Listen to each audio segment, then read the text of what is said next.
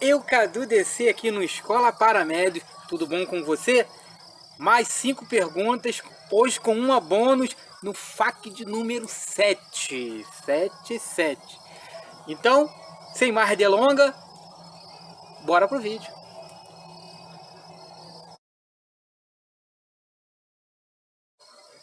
Mônica Trindade pergunta: como saber se uma pessoa tem mediunidade? Pode ser hereditário? Mônica Trindade, de antemão, Mônica, eu vou dizer que não é hereditário.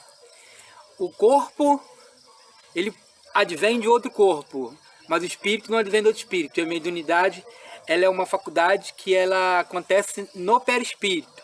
As rodas energéticas, elas são ativadas para o mundo espiritual acessar. Aí, através dos sentidos, essas rodas vão ativar a vontade de escrever, a vontade de falar, a vontade de produzir fenômenos físicos, né? Fenômenos físicos nem tanto. Mas para saber se você tem mediunidade, basta você fazer levantar assim, um autoconhecimento. Pensamentos que não são seus, vontades que não são suas. O corpo indica, ele fica meio que magnetizado, eletrizado, quando o chakra aqui coronário ele é ativado, seu corpo fica, parece que você está com 220 volts, parece que você colocou o dedo na tomada. É um indicativo grande de descobrir que você tem mediunidade. E a pessoa fica... Algumas mediunidades são tão afloradas que a pessoa sai do seu normal. Aí elas podem até inicialmente serem consideradas loucas, perturbações mentais, distúrbios, levadas para tratamentos psicológicos, mas nada disso. Inicialmente que ela começou com a ativação da mediunidade, que pode desenvolver para esse distúrbio, mas começa sempre lá no perispírito. Observe-se, faça um autoconhecimento. Quando você souber que o pensamento não é seu, não advém da sua normalidade, pode ser que tenha algum intercâmbio espiritual aí, ativando um chakra seu para acontecer o fenômeno que é o intercâmbio entre o mundo espiritual e o mundo material. Espero ter ajudado. Muita paz para você.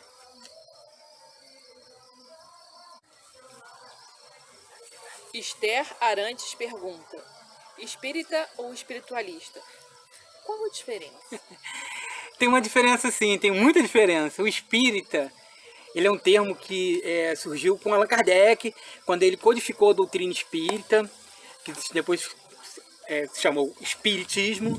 Todo espírita, ele é um estudante da doutrina espírita, codificada por Allan Kardec. O espiritualista já é uma pessoa que trabalha em outras correntes. Pode ser de Umbanda, Candomblé, pode ser um esotérico.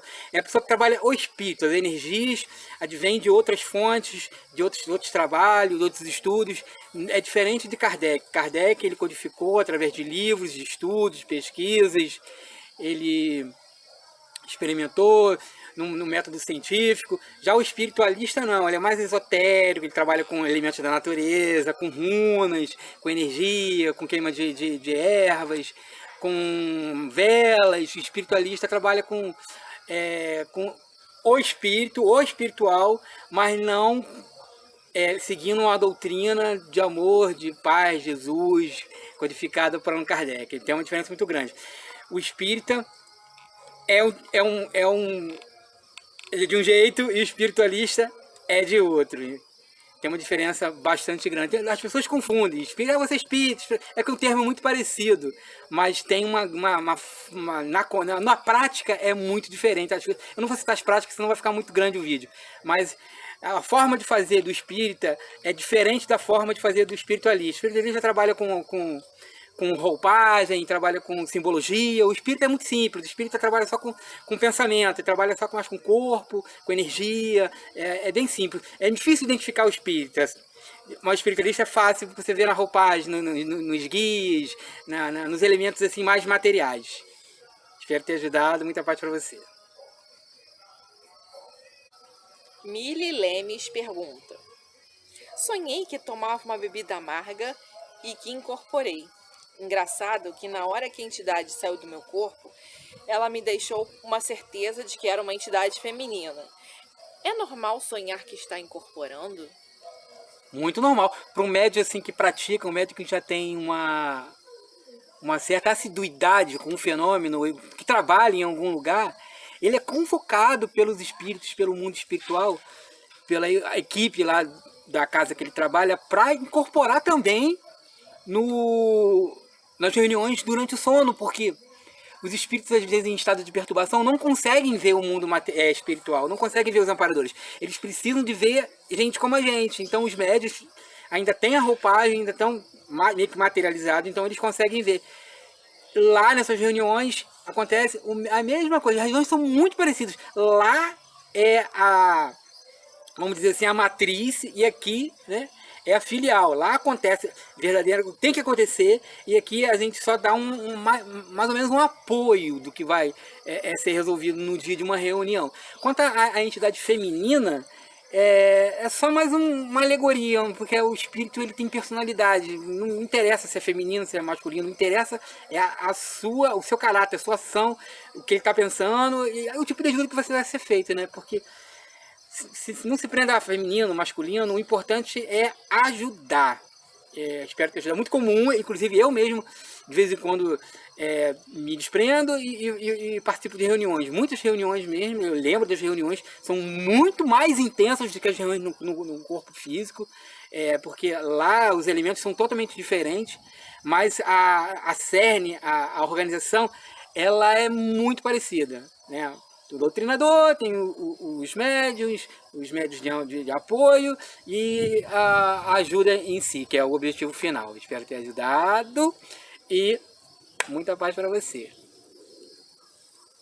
Nessa Craco pergunta: às vezes sonho com pessoas da minha família que já faleceram e algumas vezes vejo vultos e ouço vozes. Quem sonha com pessoas já falecidas tem mediunidade? Sonhar com pessoa... Sonhar diz uma diferença entre sonho lúcido e projeção. Não é a pergunta. Mas quando você sonha, é um fenômeno anímico. Não tem a ver com mediunidade. Por quê? Porque todo mundo, durante o sono, ele ou fica a frequência baixa, nas frequências do cérebro, você fica ou acoplado no corpo, ou então você se desprende um pouquinho e você sai. Então isso não tem interferência nenhuma de um espírito. A não ser que venha um mentor, então vem um inimigo obsessor, vai ali e te tira, te puxa mesmo, ele te arranca do corpo mesmo. Para fazer não sei o que, depende do que você faz aqui na Terra, você vai fazer lá, mesmíssima coisa, né? Não muda nada. Então, a mediunidade é um fenômeno que acontece no perispírito. Então, esse tipo de ação é anímica, não é mediunidade, né? E é muito comum isso acontecer. Sonhar com pessoas mortas, sonhar com pessoas desencarnadas. Porque quando a gente dorme, a gente vai para o plano espiritual. E onde são os espíritos desencarnados? Eles estão no plano espiritual. Então a gente vai vê-los, a gente vai senti-los, a gente vai conversar com eles. Só que retornando ao corpo, o nosso cérebro, o material físico, não registra com detalhes. A gente tem fragmentos, partes, em que a gente aglutina tudo, tenta concatenar as coisas, e elas ficam mais, assim, digamos, como num sonho, às vezes um sonho lindo, um sonho de recordação, mas muitas das vezes, se não for sonho lúcido, onde o seu cérebro está produzindo as imagens e você controlando o enredo, a narrativa, é uma projeção. Você saiu do corpo e está lá participando daquele evento, né? Mas não é mediunidade, não. Mediunidade é uma outra coisa, é uma faculdade do perispírito, que é um outro fenômeno. Esse é um fenômeno chamado, pode pesquisar na internet, fenômeno anímico. É você com você mesmo. Não tem participação no mundo espiritual, não. Espero ter ajudado. Muita paz e luz para você.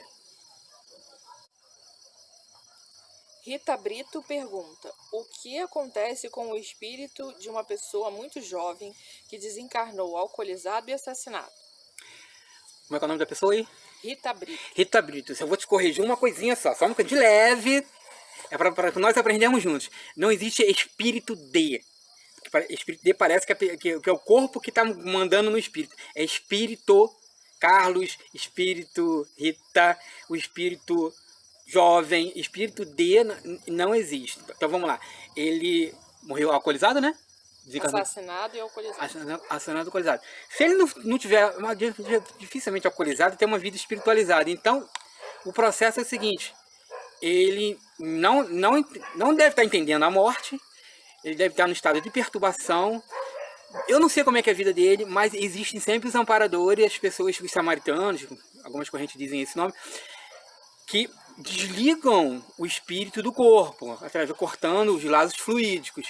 Quando acontece uma coisa muito brusca, tipo acidente de carro, assassinato, que é uma coisa muito repentina, a pessoa não está esperando, não é como se fosse uma doença, que a pessoa fica ali já preparando o mundo espiritual, fica 6 meses, 1 ano, 2 anos numa cama. É diferente, é tudo muito rápido. Então provavelmente ele deve estar no estado de perturbação. Ele não tem. Quando ele entender o que aconteceu, muitas vezes é levado num centro espírita ou no centro de Umbanda para poder explicar que ele já morreu, que ele não faz parte mais daquele corpo. Ele não deve voltar para casa. Muitas vezes ele fica desorientado e volta para casa e ninguém ouve. Quem viu o Ghost, o filme Ghost Além da Vida, e um outro filme também fantástico, como é que é o filme do Bruce Willis? Esqueci, gente. Sexto Sentido. Pronto, veio aqui, o colega aqui, inspiração aqui sempre está ajudando. Ele não gosta muito de ser mencionado, não. O Sexto Sentido. A pessoa desencarna, inclusive o Bruce Willis, o ator, ele era psicólogo de um garotinho que era muito médio, extensivo.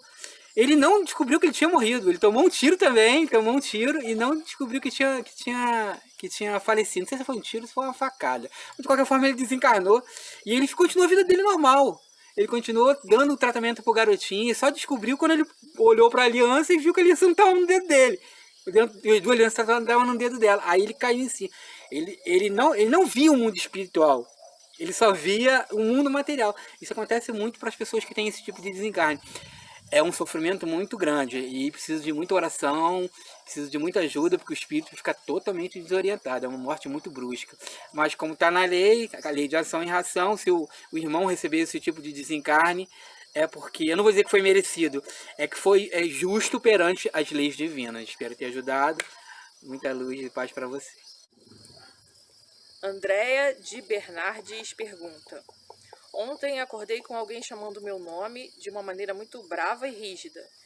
Eu acordei assustada e dei um pulo da cama. Alguém já teve uma experiência assim? Andréa de Bernardes. Andréa, uma pergunta bônus. A última pergunta aqui do FAQ, número 7. Então, a pessoa gritou com rigidez para você, então ela queria que você acordasse. Na verdade, ela queria que você acordasse. No sentido de te despertar. Não pensa sempre que é uma coisa ruim, não, porque às vezes é um mentor querendo te colocar no corpo para você despertar logo, né, para fazer continuar a sua vida normal na vigília. Não pensa que é uma coisa ruim, não. Muitas das vezes pode ser alguém que você antagônico, uma pessoa que desencarnou e não gosta de você, que foi até a sua casa e fica te perseguindo, aí fica gritando no seu ouvido. Mas não pensa que é sempre uma coisa ruim, não, porque a gente usa muito o sobrenatural, a coisa negativa para poder justificar. Mas se for de forma rígida, é complicado dizer, porque a gente não conhece essa pessoa, né? Não sabe da vida dela. Mas é isso. Na verdade, ela queria te despertar para alguma coisa. Se ela gritou no seu ouvido, porque geralmente quando o mentor, né, a pessoa que trabalha com você durante o sono no mundo espiritual, eles não gritam, eles simplesmente desacoplam você do corpo, né? E te levam, até adormecido mesmo, vocês vão acordar, depois vão ver aquelas imagens, vão voltar e vão pensar que é sonho. De forma calma. Se gritou, ou tinha a função de te despertar logo, ou então era alguém que não gosta de você. Também tem que saber o teor das palavras de forma ríspida. Se ela gritou com você querendo te prejudicar, te machucar, ou então cobrar alguma coisa, né? É complicado. Essa pergunta muito boa, gostei muito. Espero ter ajudado. Muita luz e paz para você. Final de mais um FAQ número 7. Espero que estejam gostando. Lá no Escola Paramédica, 50 mil. Vamos bater palma para nós. 50k, 50 mil inscritos. Um projeto que começou comigo só. Eu e um coleguinha espiritual. Vamos lá fazer o grupo? Vamos lá fazer o grupo. Vamos lá, porque a gente precisa estudar, a gente precisa saber. E a gente está aí para aprender e para ensinar. Espero que estejam gostando do grupo, espero que estejam gostando dos FAQs, que possamos ser pessoas melhores, seja encarnado, seja desencarnado também, que participa muito, que eu sei que muitas respostas ali têm influência, as pessoas não notam, mas eu noto. Lendo alguns comentários, eu sinto esse comentário aqui teve uma influenciaçãozinha ali, talvez o médium não tenha notado, mas sempre tem uma palavrinha ou outra ali, até daqueles mais ríspidos, aquelas pessoas que vêm ali para poder combater, que vêm ali para poder criticar, essas então são mais influenciadas ainda. Espero que estejam gostando e até amanhã no próximo FAQ. Muito obrigado para todos. Da luz e paz.